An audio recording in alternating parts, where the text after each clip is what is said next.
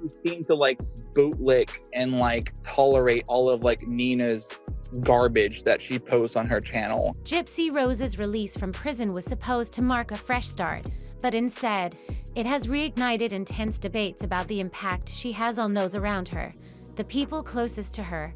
Whether supporters, loved ones, or even romantic partners seem willing to go to unsettling lengths on her behalf. I had a conversation with people and I made sure that she got her ass kicked out of the door. So it was great. I enjoyed it.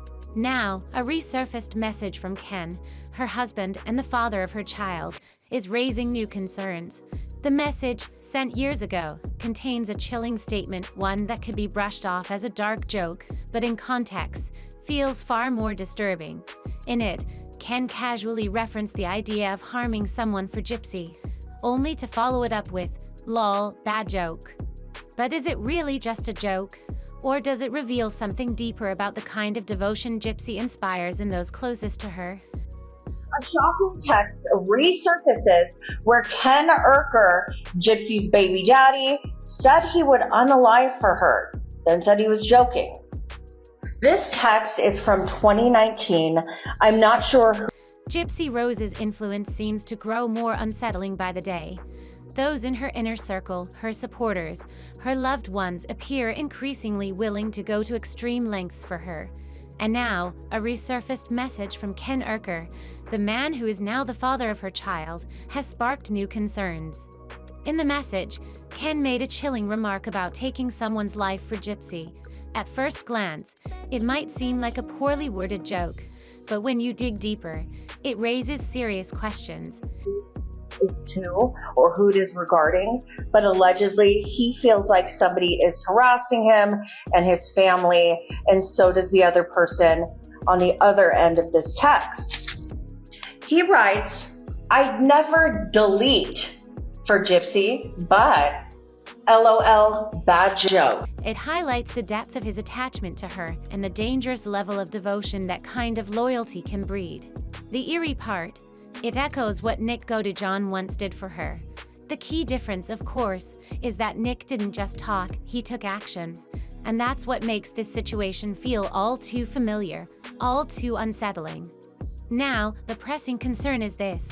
If Ken, as a father, is already showing signs of being easily swayed, of struggling to distinguish right from wrong, what kind of environment will their child be raised in? Should they really be the ones responsible for shaping a young life? It's an unsettling thought, isn't it? This controversial message that has everyone talking actually dates back to 2019, when Ken and Gypsy were first dating before their initial breakup. A shocking text resurfaces where Ken Urker, Gypsy's baby daddy, said he would unalive for her, then said he was joking. This text is from 2019. I'm not sure who it is to or who it is regarding. In a conversation with an unidentified recipient, Ken expressed frustration over someone he believed was encouraging harassment toward his family. In that moment of anger, he wrote, "I would never unalive for Gypsy." But almost immediately, he followed it up with, "Lol, bad joke." A bad joke, sure. A harmless one, not necessarily. Because, realistically, who jokes about something like that, especially while being involved with someone who was imprisoned for orchestrating a murder? It's chilling when you put it into perspective. This wasn't just an offhand remark. It raises deeper questions about his mindset, about how his relationship with Gypsy may be altering his moral compass. He feels like somebody is harassing him and his family, and so does the other person on the other end of this text.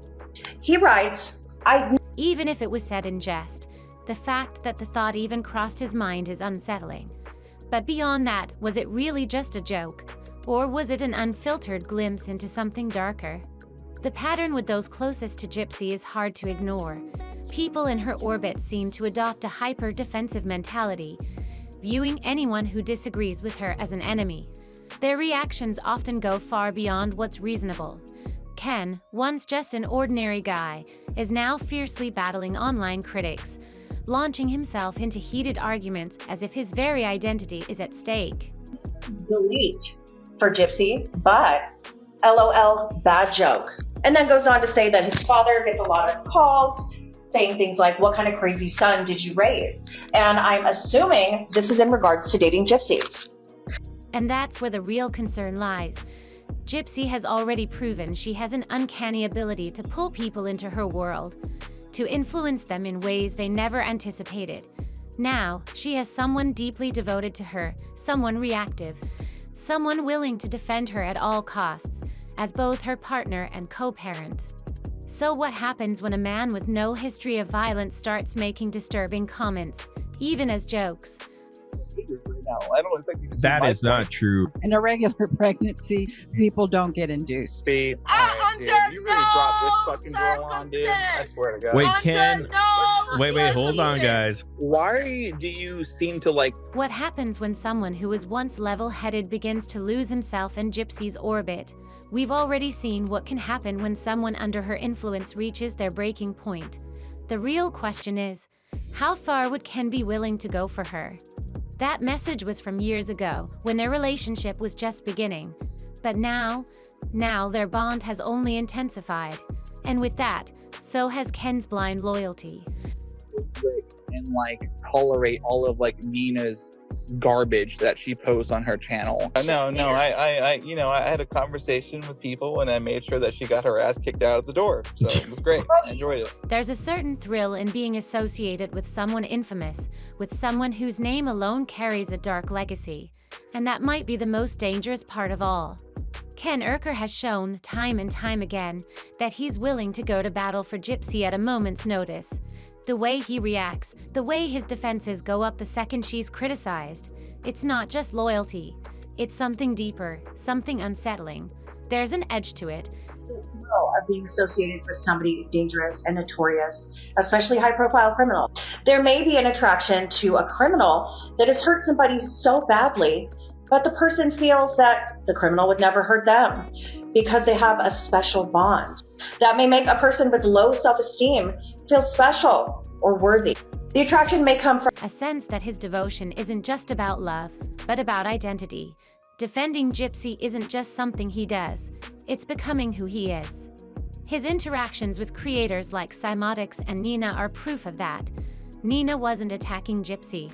She was asking legitimate questions about her childbirth, her induction process, fascination with a bad boy or bad girl image, romanticizing rebellion or defiance of societal rules and norms. Sometimes individuals with a history of criminality become a media figure. The media will oftentimes romanticize the things people were naturally curious about.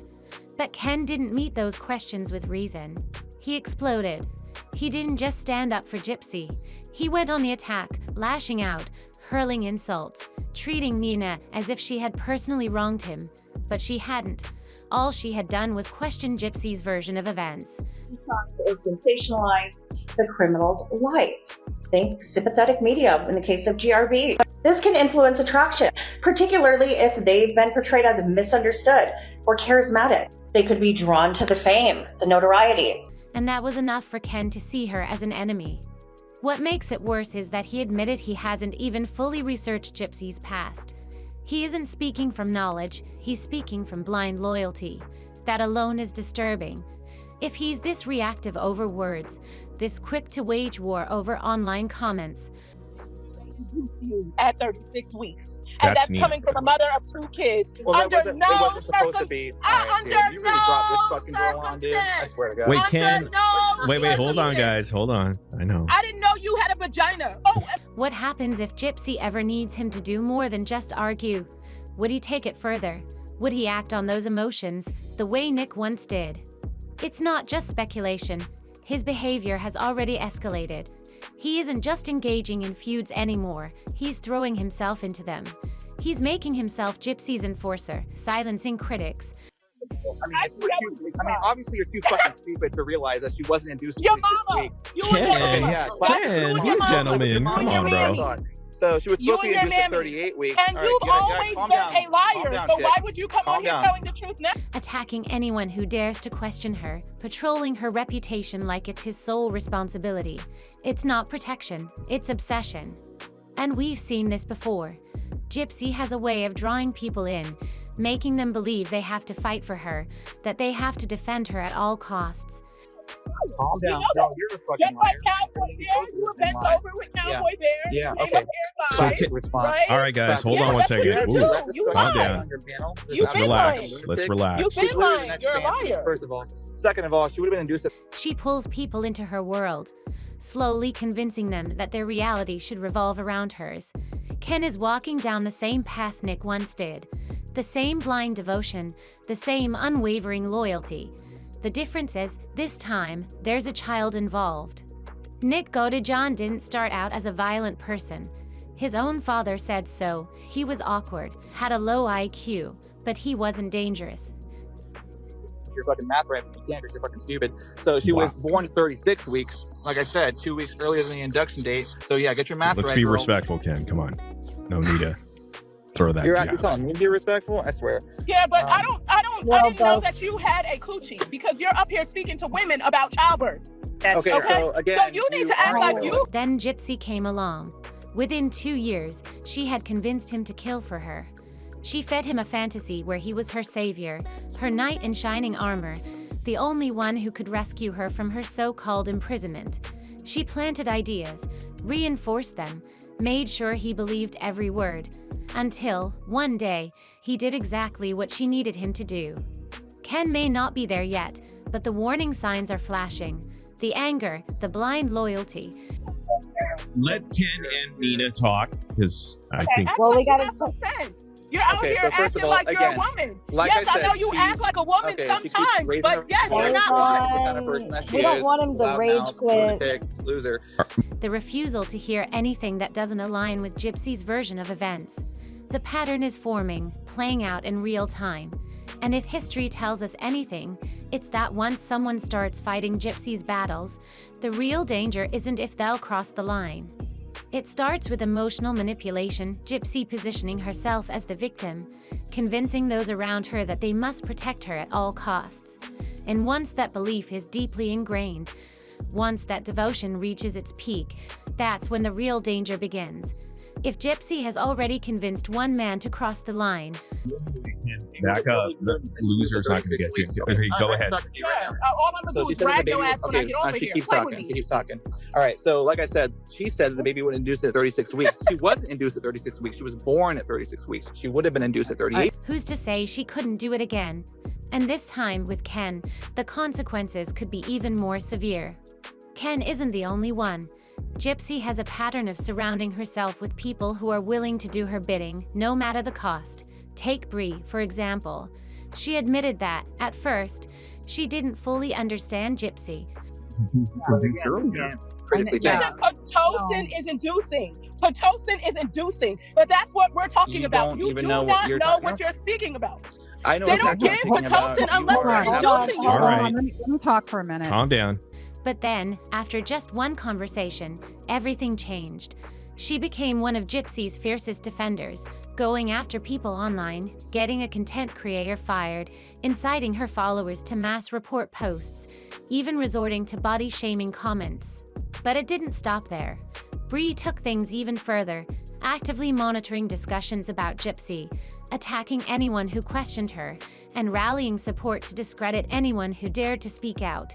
Her transformation from a neutral party to an aggressive enforcer was swift, almost as if Gypsy had flipped a switch. I'm lost. I can't believe what happened and just dumbfounded, and I actually don't know how to feel anymore because of it. My mind's been rewired to think differently now. Then there's Rui. He didn't just defend Gypsy, he escalated things. When Gypsy told him she felt threatened by her stepfather, he didn't hesitate. He brandished a weapon, just like that. No questions asked, no moment of reflection. He was ready to protect Gypsy at all costs. But what's even more alarming is how quickly he was willing to take things to a dangerous level. There was no pause to assess whether Gypsy was truly in danger. Instead, he reacted with force, showing just how deep Gypsy's influence runs. And he's not the only one. My son Nick, he like his side of the story told, and because her side is getting all this attention left and right, and he can get nothing. I believe Gypsy was just using him There are countless other people who have inserted themselves into Gypsy's world, adopting her enemies as their own, engaging in smear campaigns, blindly believing every narrative she feeds them. It's a pattern. People enter Gypsy's life and suddenly they're ready to fight for her, to attack for her, to do anything for her, often without even fully understanding why. And that brings us to the most vulnerable person in this entire situation. She had a slight feelings for him, but when she got him in, reeled him in to her plan, then she pretty much started losing interest in him until after Dee was done, and then boom. Aurora, Gypsy's daughter.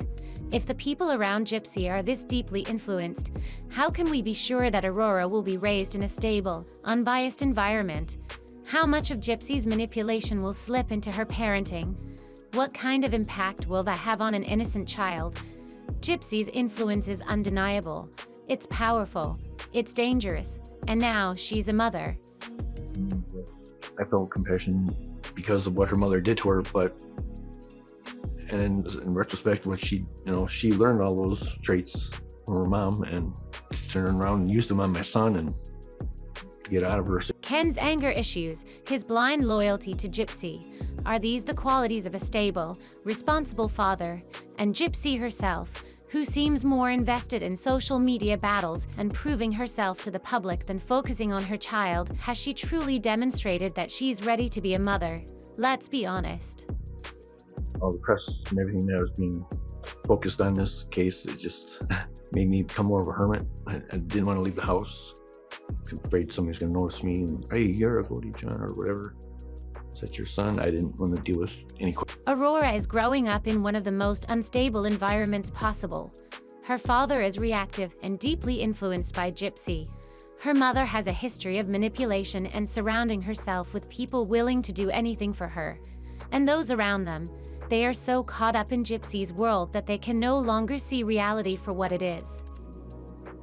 Birthday card I received from my son on my last birthday. It's on your birthday and always wishing you a very happy birthday. Happy birthday, Dad. How old are you now? 51? Yeah, that sounds correct. 51. But what does that mean for Aurora's future?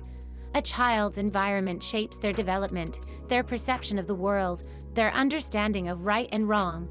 If she grows up witnessing blind loyalty, manipulation, and emotional outbursts as the norm, what kind of values will she inherit? Well, happy first birthday. Remember, it's just a number. If you feel you're young, then you are.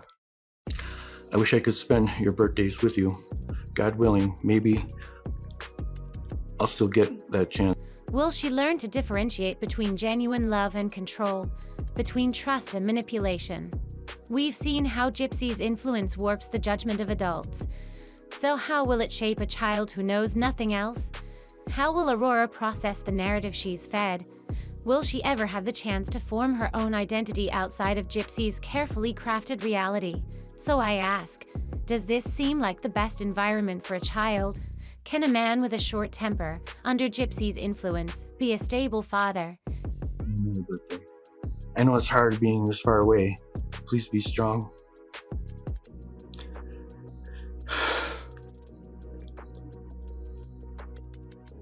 Thank you for being my father, my best friend, and I'm blessed to have you as a father. It's you who taught me all these noble traits, and I'm grateful for it. I love and miss you wholeheartedly. Until we talk again, your son, truly. Can a mother with a history of manipulation raise a child with honesty and integrity? Or will this child grow up in a web of lies and blurred morals, struggling to separate fact from fiction? And perhaps the most chilling question of all, if Gypsy has already convinced people to go to such extremes, who's to say it won't happen again? And this time, what if the stakes are even higher? Let me know your thoughts in the comments. Don't forget to like and subscribe for more updates. Thanks for watching.